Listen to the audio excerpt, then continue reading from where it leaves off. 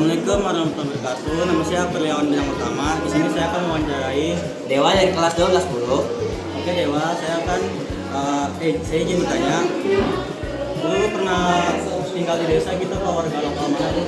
Kalau gua itu kebetulan gua warga asli kampung yang bakal gue ceritain nih, namanya Kampung Sawah di Pagedangan, Kabupaten Tangerang. Nah itu kampungnya emak gua, dan emak gua orang asli situ, dan situ sukunya suku Sunda ya kan. Tapi bapak gua tuh orang asli sini, orang Betawi. Jadi gua kecil emang tinggal di situ selama 13 tahun. Ini pertanyaan kedua. Bagaimana asal-usul atau sejarah singkat desa tersebut menurut pengetahuan? Kalau sejarah singkat pasti namakan Kampung Sawah, ya pasti kampung itu penuh dengan sawah berhektar-hektar ya. Itu sampai dari RT 1 sampai RT 5 itu bisa sampai 11 atau 12 hektar, itu semuanya sawah sama pertanian. Tiga nih, bagaimana kondisi sosial masyarakat desa tersebut? Sosial budayanya, adat istiadatnya, peraturan desa, bagaimana? Kalau adat istiadat itu masih melekat lama, jadi kita tuh ada namanya munggahan itu kayak satu rumah itu ngadain sebuah acara tahlilan, tapi bukan satu rumah doang nih, jadi setiap rumah di kampung situ tuh ngadain tahlilan buat menyambut bulan suci Ramadan. Yang kedua juga sama, namanya itu rowahan, tradisi caranya sama, cuman beda letak waktunya aja. Kalau rowahan itu buat menyambut Idul Fitri, dan juga kalau hari Jumat itu biasanya warga-warga gotong royong untuk membersihkan fasilitas umum yang ada di situ. Kalau kondisi geografis, karena kan dataran tinggi ya, tadi yang saya bilang. Jadi karena dataran tinggi di sini menurut saya dingin banget sih, kayak di Bogor aja kondisinya. Maka ada mitos kagak di situ. Kalau cerita rakyat sih saya kurang tahu, tapi kalau mitosnya itu dari kata Saribu aja, itu Saribunya itu memiliki arti yang kejayaan 1000 tahun. Itu mitosnya. Hal negatif atau positif selama tinggal di desa tersebut? Kalau misalnya negatif sih menurut saya ini, saya nggak ngerti ini negatif apa enggak. Tapi kalau misalnya kamu melanggar peraturan di desa tersebut, itu kamu bakal dijauhin. Jadi kalau misalnya positif ya, kalau selama kamu nggak melanggar peraturan desa, kamu bakal disayang terus.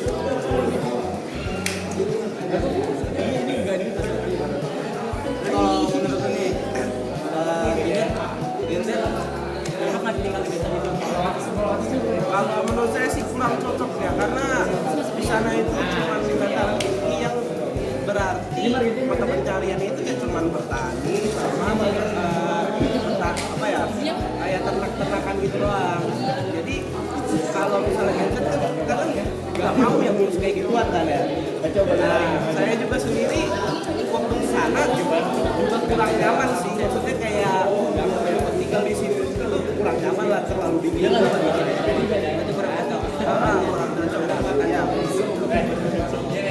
Masih udah Bersama. Assalamualaikum warahmatullahi wabarakatuh. Waalaikumsalam. Di sini saya ingin mewawancarai tugas geografi dari Unpad. Nah, di sini saya punya narasumber yang bernama Muhammad Irawan. Nah, Jor, saya izin bertanya Jar. Nih, lu tuh punya nggak sih identitas apa sih identitas tuh dari mana, lu warga mana gitu? Gue dulu asalnya dari Garut ya, terus jadi gue gedenya di sini. Lu di desa lu ini tuh kayak ada asal-usul sejarahnya gitu nggak? Ada asal usulnya tuh dari zaman kolonial Belanda ya. Nah dia tuh disebut kota Garut karena dia pembuat sapu lah di situ. Jadi makanya disebut kota Garut. Ya, lu kalau boleh tahu juga nih, lu kota Garut itu di daerah mana, kabupaten mana, tahu nggak? Nggak tahu. Lupa gua. Pokoknya di daerah Garut. Ya, Tapi lu pernah tinggal di situ ya? Nah, Itu tuh kondisi di sana tuh gimana sih? kondisi apa ya tuh? Kayak budayanya deh gimana? Nah, di sana tuh dominan tuh pertanian ya, soalnya di sana banyak lahan sawah yang kosong. Terus juga ada pegunungan di sana banyak. Sama yang kata pohon sagu itu mungkin. Iya, pohon sagu banyak. Kalau buat peraturan desanya itu gimana tuh? Di sana sih nggak ada peraturan desa ya. Di sana ngikutin sekarang aja. Ada istiadatnya ada nggak? adat istiadat ada sih, cuman kurang tahu ya gua jelasinnya gimana, jadi agak juga. Pokoknya ada gitu ya. Nah, sekarang saya sudah dengan narasumber kedua. Boleh diperkenalkan namanya? Halo, nama saya Yoko Subagi Haryanto dari kelas 12-8. Nah, yuk, gue izin buat nanyain identitas lu ya. Kalau kondisi geografi di sana itu kayak tanahnya itu gersang karena banyak industri pabrik itu, karena sebelumnya tuh dari pesawahan dipindah jadi industri. Jadi dari agraris pindah ke industri. Jadi itu menyebabkan kadang-kadang kayak panas, banyak limbah-limbah. Nah, itu ngaruhin ke kondisi geografisnya. Jadi di sana tuh kayak dataran rendah ya. Dataran rendah, Jalan Mantura. Cut dulu. Iya. Nah, selanjutnya itu ada ini nggak sih, Yok? Kayak kepercayaan, mitos gitu di sana. Mitos tuh, ini mitos kalau misalnya dulu tuh di Brebes tuh ada namanya kayak buaya putih di kali ya apa ya namanya, lupa nih kali apa, ada di kali Silang Brebes. Nah itu terkenal banget buaya putih di Brebes, itu siluman bentuknya. Cuma sekarang mitos, sekarang sih nggak percaya. Banyak juga buaya putih ya.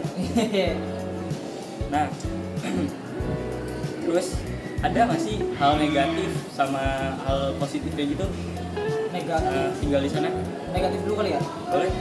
Negatifnya itu kayak gersang tadi, terus gara-gara banyak industri pabrik, jadi limbah-limbahnya tuh pada masuk ke sawah, ngakibatin gagal panen lah, terus jadi airnya asin gara-gara limbah tadi. Nah itu apa, jadi tempat-tempat yang di Brebes itu jadi kurang layak huni. Kalau positifnya di sana tuh pekerjaan tuh masih agak banyak. Terus apa ya tadi, senangnya tuh kayak rakyat-rakyatnya warga-warga tuh masih satu sama lain tuh saling bantu gitu. Terus biaya hidup di sana juga murah. Soalnya masih daerah Jawa Tengah tadi ya? Masih Jawa Tengah tuh murah. Terus terakhir nih, menurut lo nih anak-anak kayak kita nih, Gen Z ini nih, cocok gak sih buat tinggal di sana?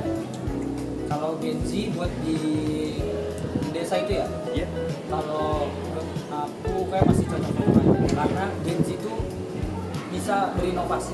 Karena generasi kita tuh bisa ngakal-ngakalin segala sesuatu. Jadi mungkin kalau misalnya di sana ada kekurangan apa, bisa buat pertanian gitu, cara ngatasin limbah-limbah tadi, mungkin bisa diatasi sama Gen Z. Kan kita bisa inovasi gitu. Iya. Kita kayak gampang beradaptasinya juga ya. Bener, kalau beradaptasi emang kita perlu pasti, cuma pasti nggak bakalan lama kok buat ini. Terus pasti bakalan bisa inovasi di sana. Itu sih paling. Oke deh. Thank you ya, udah sama-sama. bisa nyempatin waktunya nih buat wawancara nih. Thank you. Siap. Makasih juga. Iya. Warahmatullahi wabarakatuh.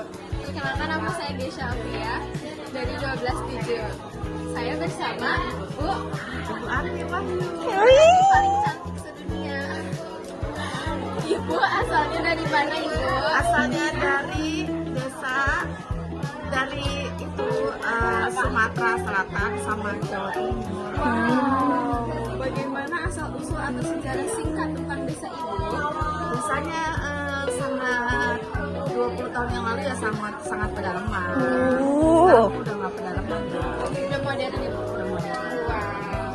Terus bagaimana kondisi sosial masyarakatnya tuh? Kayak sosial budayanya contohnya? Sosial budayanya itu ya saling menghormati, terutama yang sudah dewasa, sudah tua lah. Terus kehidupan masyarakatnya gimana? Masyarakatnya saling bantu-bantu. Masya Allah.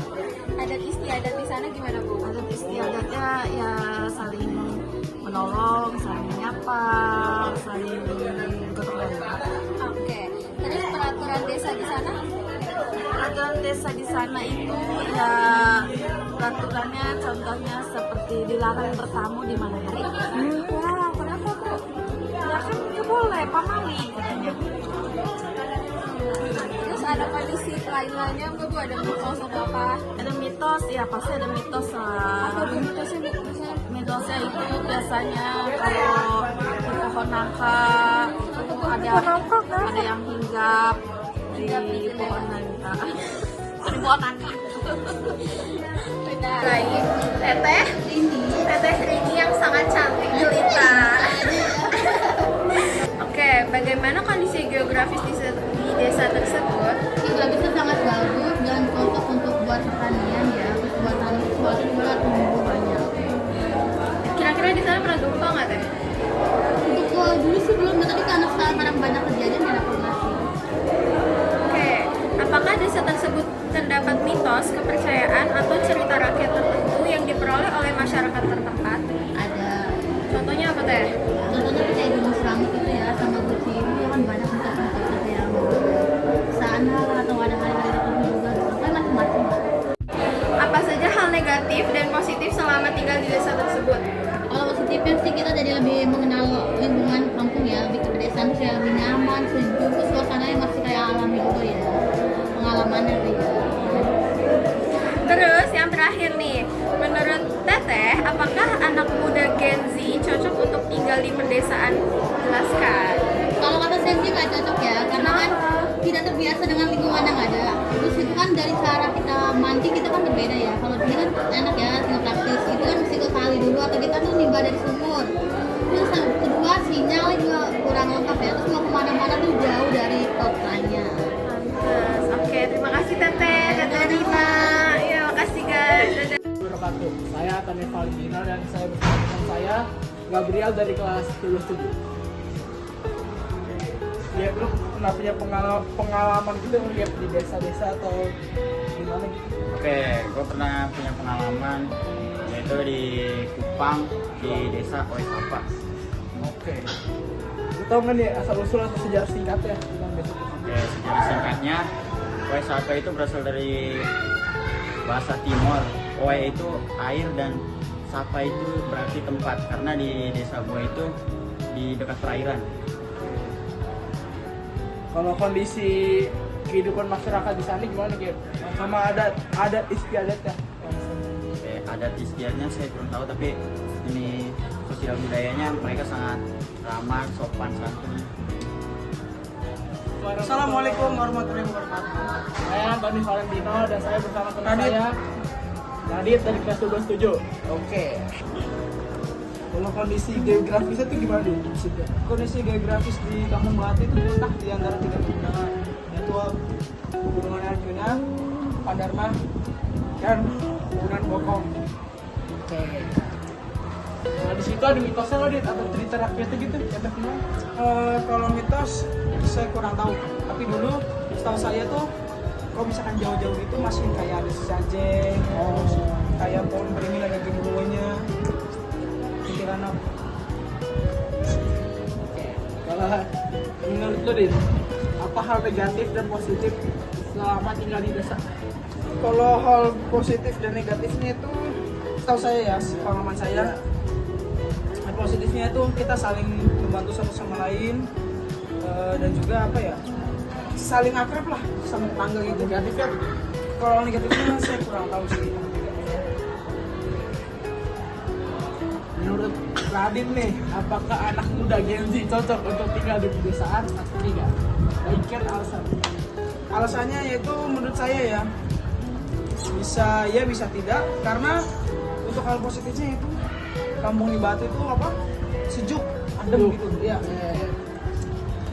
Dan juga bisa memberikan anak-anak muda Gen Z yang sekarang ini untuk memberikan pengalaman baru di pegunungan. Tinggal lu bro. Cukup. Nah, belum negatifnya. Oh iya, negatifnya apa tuh? Negatifnya yaitu Gen Z ini sekarang tidak bisa lepas dari handphone. Jadi cocok apa enggak tuh? Anggap dulu, gue belum bisa ngejelasin. Dan juga untuk hal negatif yang lain tuh, untuk menjangkau seperti mall gitu dan lain-lain susah. Oke, makasih Dila. Assalamualaikum. Dari saya. Wassalamualaikum warahmatullahi wabarakatuh.